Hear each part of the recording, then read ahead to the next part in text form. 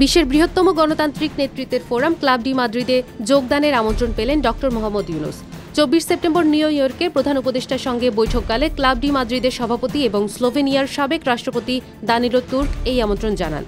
তিনি প্রফেসর ইউনুসের মাইক্রো ক্রেডিটের অগ্রণী কাজের প্রশংসা করেন এবং এর বৈশ্বিক প্রভাব তুলে ধরেন।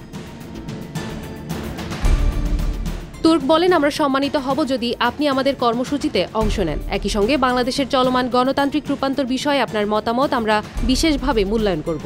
বাংলাদেশের সাম্প্রতিক জুলাই গণঅভ্যুত্থানের প্রসঙ্গ টেনে তিনি বলেন, এই আন্দোলন দুনিয়াকে বিস্মিত করেছে এবং এ ধরনের রূপান্তর সম্পর্কে বৈশ্বিক নেতাদের আরও ভালোভাবে জানা প্রয়োজন। তিনি অধ্যাপক ইউনুসের নেতৃত্বাধীন অন্তর্বর্তী সরকারের প্রতি সমর্থন প্রকাশ এবং অংশগ্রহণমূলক গণতান্ত্রিক অনুশীলনকে উৎসাহিত করার প্রচেষ্টার প্রশংসা করেন। প্রধান উপদেষ্টা এই আমন্ত্রণকে স্বাগত জানান। সেই সঙ্গে বাংলাদেশের চলমান গণতান্ত্রিক সংস্কারের অভিজ্ঞতা ভাগাভাগি করার আগ্রহ প্রকাশ করেন। তিনি বলেন, আমরা এখনো জঙ্গলের ভেতর দিয়ে হাঁটছি, কিভাবে দেশকে গণতান্ত্রিক রূপান্তরের পথে এগিয়ে নিয়ে যাওয়া যায় তা নির্ধারণের চেষ্টা করছি। আমাদের লক্ষ্য এই পথেই অটল। ক্লাব ডি মাদ্রিদ বিশ্বের বৃহত্তম ফোরাম, যেখানে গণতান্ত্রিক সাবেক প্রেসিডেন্ট ও প্রধানমন্ত্রীগণ নিজেদের স্বতন্ত্র ও যৌথ নেতৃত্বের অভিজ্ঞতার মাধ্যমে অন্তর্ভুক্তিমূলক গণতন্ত্রকে শক্তিশালী করার পাশাপাশি বিশ্বজুড়ে মানুষের কল্যাণে কাজ করে যাচ্ছেন। বৈঠকে এসডিজি বিষয়ক মুখ্য সমন্বয়ক লামিয়া মোর্শেদও উপস্থিত ছিলেন।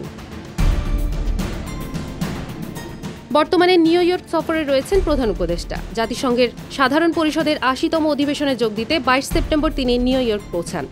২৬ সেপ্টেম্বর অধিবেশনে ভাষণ দেবেন তিনি। এছাড়া আগামী ৩০ সেপ্টেম্বর তিনি জাতিসংঘ সাধারণ পরিষদের সভাপতিত্বে আয়োজিত high level conference on the situation of Rohingya Muslims and other minorities in Myanmar শীর্ষক এক উচ্চ পর্যায়ের বৈঠকেও অংশ নেবেন। সফর শেষে আগামী ২ অক্টোবর প্রধান উপদেষ্টার দেশে ফেরার কথা রয়েছে।